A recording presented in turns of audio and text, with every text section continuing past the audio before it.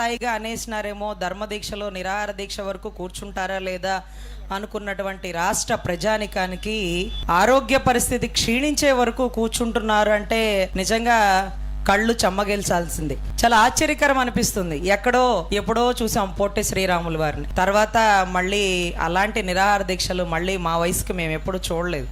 కానీ మా నాయకుడు అంటూ మేము చాలా సగర్వంగా చెప్పుకుంటాం వంగవీటి మోహన్ రంగా గారని. ఆయన కూడా కాపుల గురించి కాదండి, దళితులకు ఇచ్చే ఇళ్ల పట్టాల గురించి ధర్నాల్లో కూర్చొని నిరాహార దీక్షలో కూర్చొని ప్రాణాలు త్యజించినటువంటి పరిస్థితి. సో ఇటువంటి పరిస్థితుల్లో నేను ఈరోజు రామచంద్ర యాదవ్ అన్నకి మాటిస్తున్నాను. అన్న, ఒకవేళ మీ దీక్షకు విరమించాల్సిన పరిస్థితి మీ అనారోగ్యంగా వస్తే మీ సోదరి ఉంది ఆ దీక్షని కంటిన్యూ చేయడానికని ఏ మాత్రం మర్చిపోకండి. బడుగు బలహీన వర్గాల కోసం అవసరమైతే ఒకళ్ళు పోదాం, చరిత్రలో మిగిలిపోదాం అంటూ చరిత్రని సృష్టించాల్సిన వాళ్ళమే మనం. కానీ చరిత్రలో ఒక చింపిన పేజీల లాంటి పదవుల కోసం మనం ఎప్పుడు ఆశించమని యువతరానికి ఒక నాంది కాగలం అంటూ ఖచ్చితంగా నిలబడదాం. ఎందుకంటే ఎప్పుడు పదవులు కాదు కావాల్సింది, ఉద్యమ స్ఫూర్తి, ఉద్యమాలు అని. ఇంత గొప్పగా బీసీల కోసం 1000 ఎకరాలు నీకు లేదా నిలవనేడా? నీ ఇల్లు చూడ్డానికి 2 రోజులు పట్టిద్ది, నీ ఆస్తులు లెక్కేయడానికి 1 వారం పట్టిద్ది. అవతలవాడు ముఖాలకి రంగులేసుకొని సంపాదించుకుంటే కానీ ఇన్స్టాల్మెంట్ కట్టలేని పరిస్థితుల్లో నా అన్న అన్ని సుఖాలని వదిలేసి రాజకీయంలోకి వచ్చాడు అని మేము ఎన్నో మార్లు జనసేనలో చెప్పుకునే వాళ్ళం.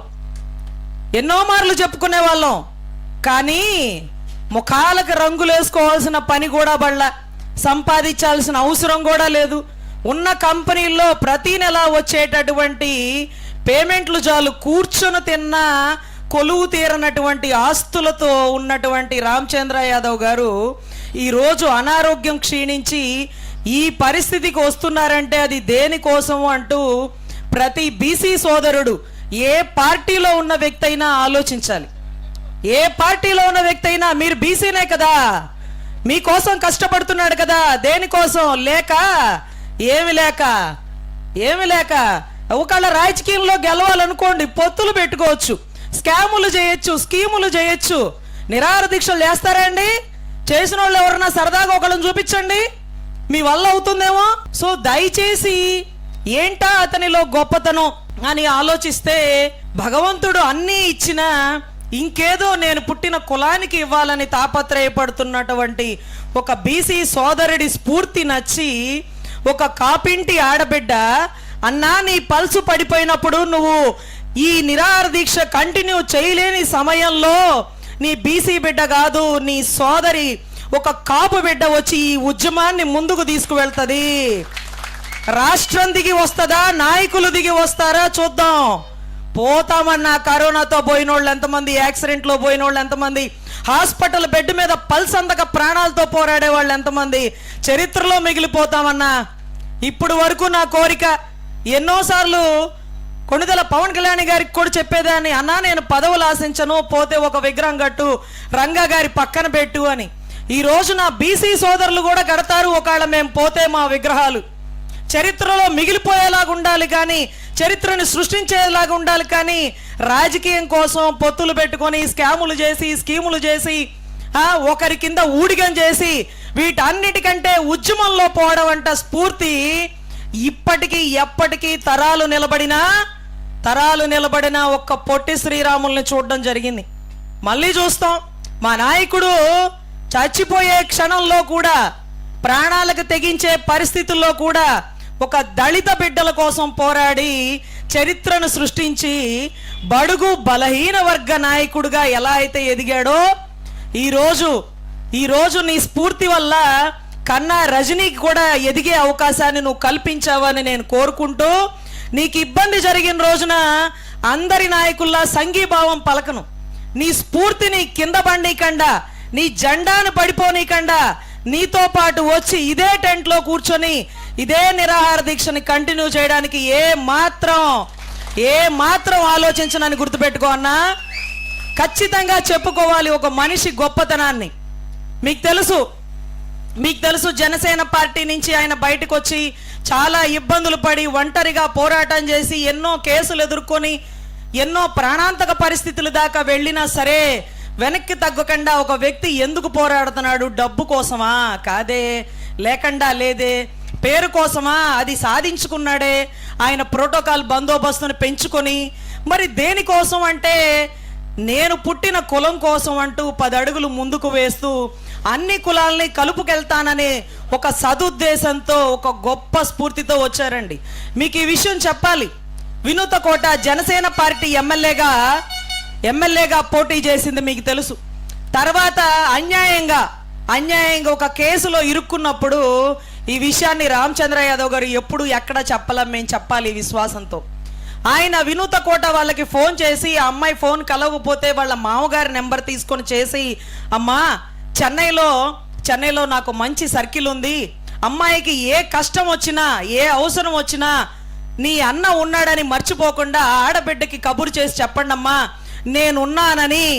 నేనున్నానని అంటూ వాళ్ళ మామగారితో మాట్లాడడం జరిగింది. ఏ అవసరమైనా నిలబడతానని చెప్పండి అంటే, అరే ఏ పార్టీ కింద పోటీ చేసినావు? ఏ వ్యక్తి నిన్ను రాజకీయాల్లోకి తీసుకొచ్చాడు?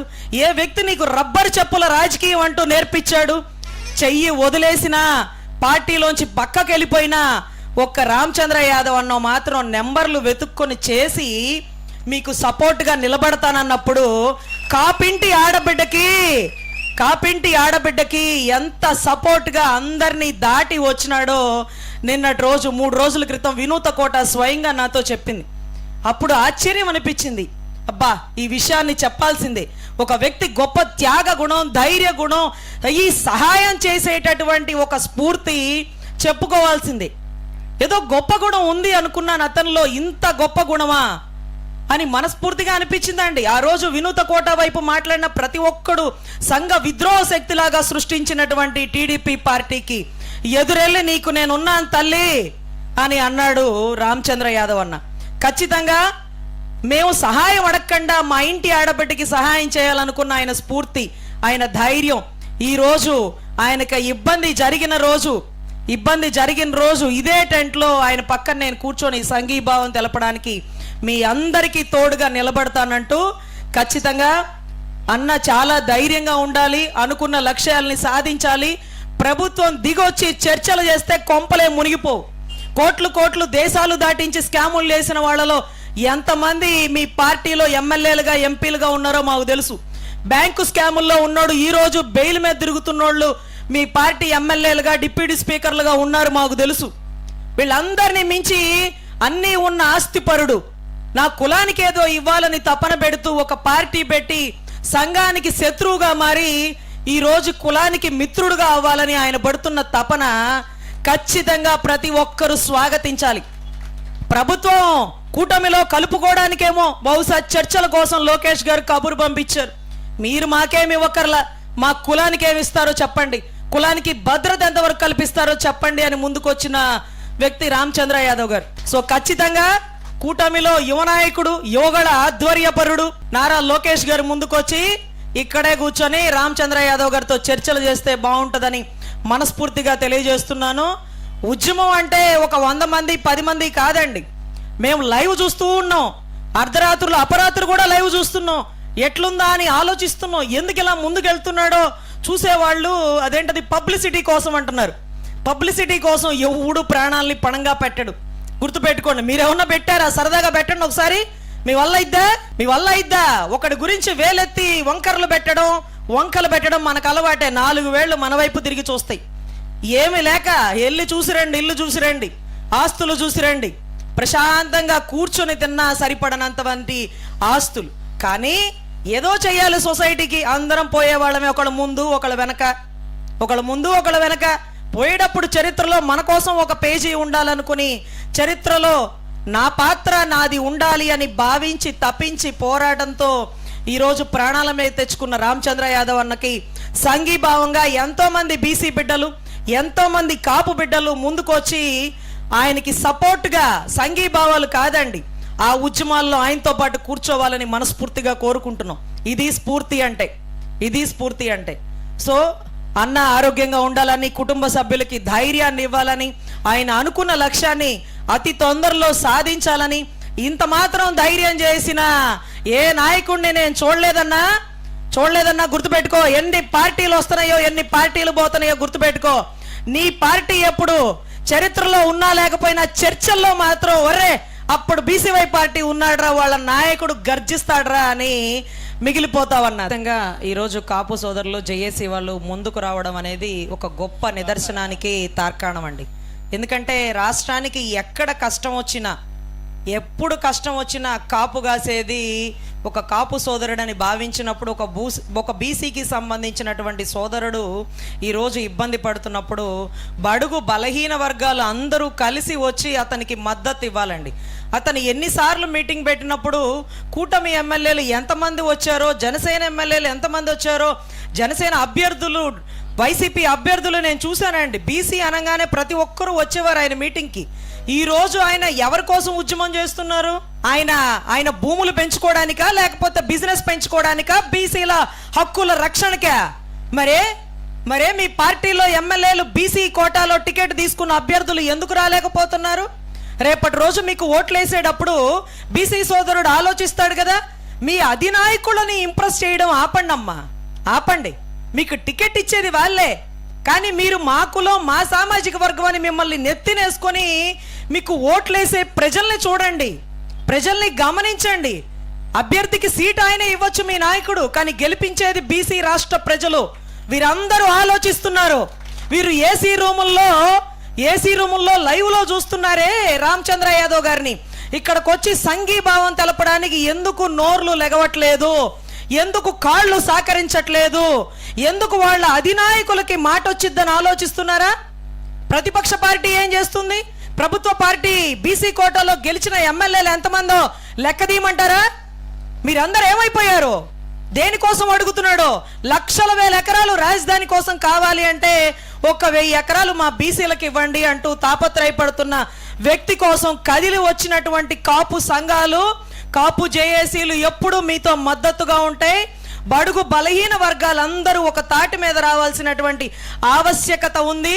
బీసీ కోటాలో గెలిచినటువంటి ఎమ్మెల్యేలు ఈవెందో జనసేనలో, టీడీపీలో, వైసీపీలో ఉన్నప్పటికీ వాళ్ళందరూ కూడా ఇక్కడ మద్దతు తెలపాలి. పార్టీలకు అతీతంగా మీ అధినాయకుల్ని పక్కన పెట్టి కూడా మీరు వస్తేనే ఈసారి ఎలక్షన్లో ప్రజలు ఓటేసేటప్పుడు ఆలోచిస్తారు. లేకపోతే మీ అధినాయకుడు ఇచ్చిన టికెట్ నామినేషన్ పత్రాన్ని రాసుకోవడమే, దాని తర్వాత రిజల్ట్ మీరు ఊహించబడలా. అందరూ తిరగబడతారు, ఖచ్చితంగా తిరగబడతారు. కష్టం అంటే వచ్చేవాడే నాయకుడు. ఏది మీ స్పందన? మీటింగ్లు పెడితే పొలోమని కార్లు వేసుకొని వచ్చిన ఎమ్మెల్యేలు లిస్టు తీయమంటారా? కూటమి ఎమ్మెల్యేలు ఇప్పుడు ఏమైపోయారు? ఎక్కడ నిద్రపోతున్నారు? ఏసీ రూమ్లో. ఖచ్చితంగా మాట్లాడండి. కూటమి ఎమ్మెల్యేలు అందరూ కలిసి సీఎం గారితో మాట్లాడండి. ఇది పెద్ద ఇష్యూ అయిపోతుందండి, ఆయన వల్ల బీసీలు కూడా ఓటేయరు, ఆలోచిస్తున్నారు అని గనక గమనిస్తే మీ ఖాళీ నామినేషన్ పత్రాన్ని ఇంట్లో ఫ్రేమ్ కట్టించుకో తప్ప ఉపయోగం ఉండదు. సో దయచేసి ప్రతిపక్ష పార్టీ అయిన వైసీపీ కూడా చిత్తశుద్ధిగా ఇక్కడ మీ గళం విప్పాలి, ఇక్కడ మీరు ధర్మంగా నిలబడాలని రావాలా. జోగి రమేష్ గారి మీద దాడి చేసినప్పుడు బీసీల మీద దాడి అన్నారు కదా, రా జోగి రమేష్ అన్నారా? నువ్వు కూడా బీసీనే, నీకు కుటుంబానికి ఇబ్బంది జరిగినప్పుడు మేమే వస్తాం, నువ్వు ఇప్పుడు కష్టం వచ్చినప్పుడు రా మా కోసం సంఘీభావానికి. ఎందుకు రాలేవు? ఎవరు ఆపుతున్నారు? రావాలా, మీరందరూ నిలబడాలా. మీకు కష్టం వచ్చినప్పుడు అందరూ కూడా నిలబడతారు. సో దయచేసి కూటమి ఎమ్మెల్యేలు కూడా చెప్తున్నానండి, అందరూ ముందుకొచ్చి పోరాడితే ఓట్లు వేసేటప్పుడు ఆ రోజు బీసీల కోసం అంటే ఎమ్మెల్యేలని కాదని, సీఎంని కాదనుకొని మన అభ్యర్థి ముందుకొచ్చాడ్రా అంటూ కూడా ఆలోచిస్తారు. ప్రజలు చాలా చైతన్యవంతులు. దయచేసి మీరు మీ అధినాయకుడిని ఇంప్రెస్ చేయడం మానేసి ప్రజల కోసం పని చేయండి. ప్రజలకి కష్టం అనిపించినప్పుడు నిలబడండి. ఏ కులంలో అయితే పుట్టారో ఆ గుణాన్ని కాపాడుకుంటూ ఈరోజు రాష్ట్రంలో ఎక్కడ ఏ కులానికి సమస్య వచ్చినా ఆ కులపోడు నిలబడ్డాడ్రా అని గొప్పగా చెప్పుకునేలా నిలబడండి. ఈరోజు మేము చెప్తున్నాం, మా వినూత కోటకి సమస్య వచ్చినప్పుడు మా కాపు సోదరుడు రాలేకపోయాడు, మా కర్మ. రామచంద్ర యాదవ్ అన్న చెన్నైకి ఫోన్ చేసినాడు, మీకు ఏ అడ్వకేట్ కావాలి, ఏం కావాలి చెప్పండి మేము ఇస్తామని ఒక యాదవ్ సోదరుడు ఒక కాపు ఆడబిడ్డకి అన్న సమానంగా నిలబడ్డాడు. ఆ విశ్వాసం మేము చూపిస్తాం.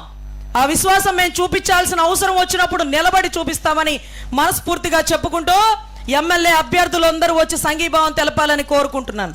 ధన్యవాదాలు.